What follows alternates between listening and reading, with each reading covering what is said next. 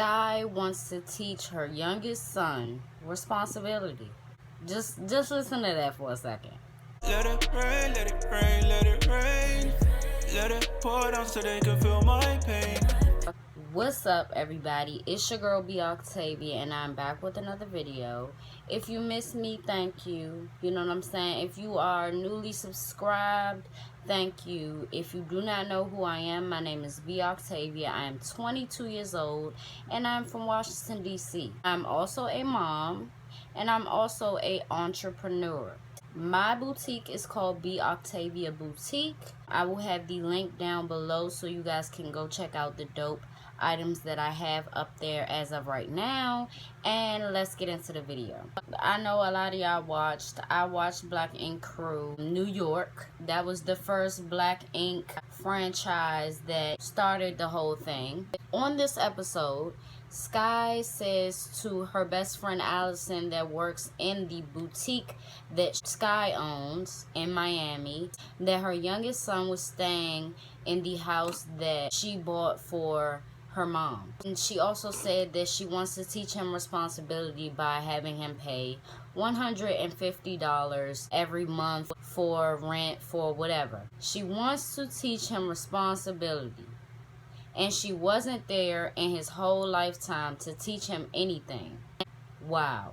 My thing on it is, I feel like in her situation, she shouldn't be looking to teach him responsibility. She should really just be focusing on growing their friendship. She shouldn't try to be the parent now. You know what I'm saying? Because, you know, living with your parents, especially if after you get a certain age and you're working and etc., of course, helping this build, that makes sense in today's time. That's what goes on. But in her situation where she had them young and she decided to give them up, and then, you know, when she's in her 30s, she goes back and looks for a relationship with them. She isn't in a position to be like, I'm going to teach you responsibility. You want to stay with me, so you're going to have to pay $150. Meanwhile, he could be staying somewhere else. Like, he could be paying rent somewhere else. He wants to have a relationship with you. He wants to have a relationship with your mom. You know what I'm saying? And you're debting that. You're basically saying that if that's not cool with you, then we can't, you know what I'm saying? We're not seeing eye to eye, whatever. They had a heated argument at the end of the episode, and she was basically cursing him out. Now, the pattern repeats because she had the same approach with her oldest son a couple times. The first time that they met, he went off on her, which rightfully so.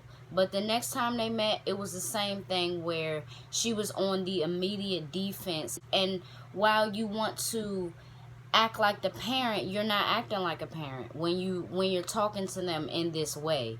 You're acting like and coming off as a bully.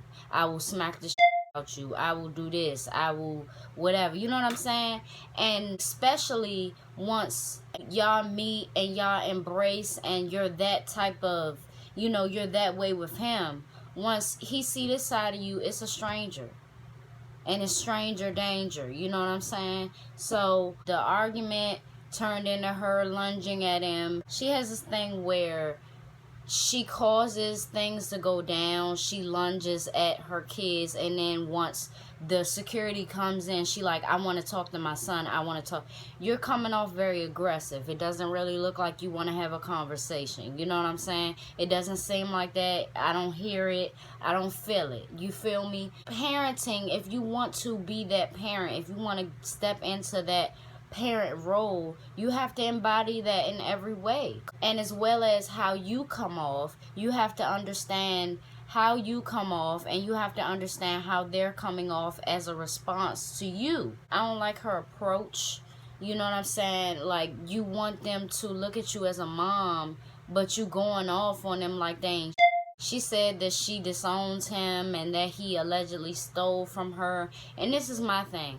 If I gave my son up for adoption, and I have a daughter, if I was to put my daughter up for adoption and I go looking for her after she's 18 and I'm in my 30s and stuff like this, I would want to give her everything that I wasn't able to, especially if I gave her up. You know what I'm saying? Like, once I make it to, you know, my point where I'm on, that's of course what I'm going to do. But especially if you give your child up for adoption, and or however you did it, and you go back looking for them and you want them to be open, and one of them isn't, but one of them is, it doesn't matter. Both of them. You're supposed to want to give them everything that you didn't give them.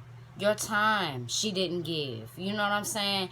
I remember in one episode where she was having an argument with C's over her boutique. The son was in there. He was working in the shop. She got fired from the shop, and she was just thinking about herself and left. You left your son. You know what I'm saying? And then she went back to Miami, left her son with C's. He not supposed to be taking care of your son. You supposed to be taking care of him. You have a place to stay. Why can't he stay there? And you're supposed to give, like, your kids everything that you didn't. And moreover, you're not supposed to be looking for money from them. And think about it. If you want to teach him responsibility, how about give him a job and teach him how to save his money? You know? You have a boutique of your own. You are in the position to employ him, but you wouldn't. So he said something along the lines of, you did this for a check, you did this for TV. And I honestly do believe that, and it hurts my heart because, I mean, sometimes you never really realize that as there are deadbeat dads, there are deadbeat moms too. And you know, this not the first scenario that a mom exploited her kids for TV. And it won't be the last. But it's very sad, you know what I'm saying? And, I mean, teaching him responsibility is not asking him for money. And especially, I mean, in the generation that we in, a lot of people are making minimum wage, less than minimum wage. How am I going to give you $150 and still be cool? And that $150 won't make or break you. Like, we not in the hood no more. Like, we not, you know what I'm saying? You're not showing them that. Sure, you took him a couple places and whatever the case was, but you're not teaching him actual responsibility, which means saving your money and starting your own business. You can actually teach him the way to go, but you choose not to. You choose to curse him out and lunge at him. And now he's living with his older brother and the father and stuff like that. Now, there was a situation where the older son did an interview and all this. And, I mean, I felt bad for it then, but he was just speaking his truth. And you can't be mad at that. I feel like she wants people to feel sorry for her. And really, no matter what age I had a kid when I was 20 years old. That's still very young, you know what I'm saying? But no matter the age, in my opinion, if you choose to lay down and do older people things and it results in having kids, I feel like that's the time that you should just, you know, lace up your bootstraps and handle your business. Because things like this happen once you send your kids off and, you know, they grow up in a totally different household, and then you try to come back and implement rules and shit. So I just wanted to stop in and I wanted to hear what y'all have to say about this. That's my 2 cents, you feel me? I don't think it's right that she asked him for the $150. You can't teach him nothing. You wasn't there to teach him, you know. He already is the man that he is due to who raised him, which was his adopted mother, or, you know, foster, whatever the case was. That's still iffy with the blick. We're gonna keep pushing onto some more content, you feel me? So I will see y'all in my Sunday video. Thank y'all for rocking with me again. Thank y'all for subscribing. Jump in them comments, and I will see y'all on Sunday.